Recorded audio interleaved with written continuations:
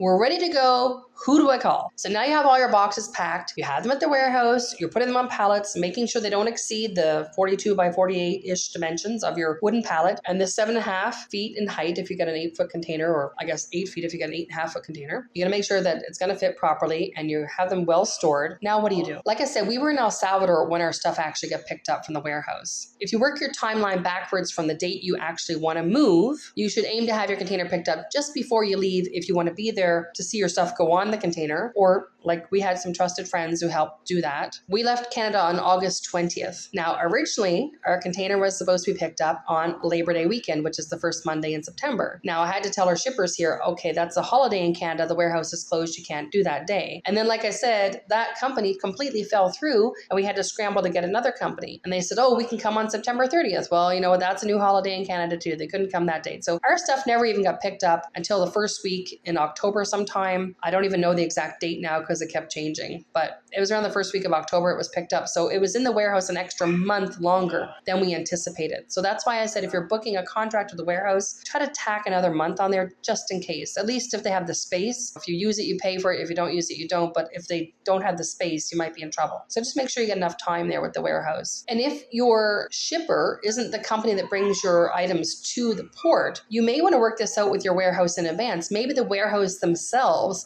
could load everything onto the container to bring it to the port if they're two different companies. Like we didn't know ours was two different companies at the beginning and it ended up being the same company in the end, but this is an option. If you were in a warehouse space, you're packing everything there and you say, okay, ready to go. And if the warehouse itself can either bring your stuff to the port and maybe pack it in a container there, I don't know if that's how they do it. What they did tell us is that they would bring the container from the port to the warehouse, pack it there, and I guess then it gets sealed and then taken away. I don't know if they do it the other way around, but ask questions so you understand the process, because I didn't realize that's how they were going to do it, that they're going to bring the container to the warehouse. So somebody had to go to the port first, pick it up, and then bring it to the warehouse, fill it, and then bring it back to the port. Whereas if it's your actual shipper, they're already at the port, then they just come from the port with the container. So these are all different options. Maybe you even bought your own container because you want to keep it. That is also an option.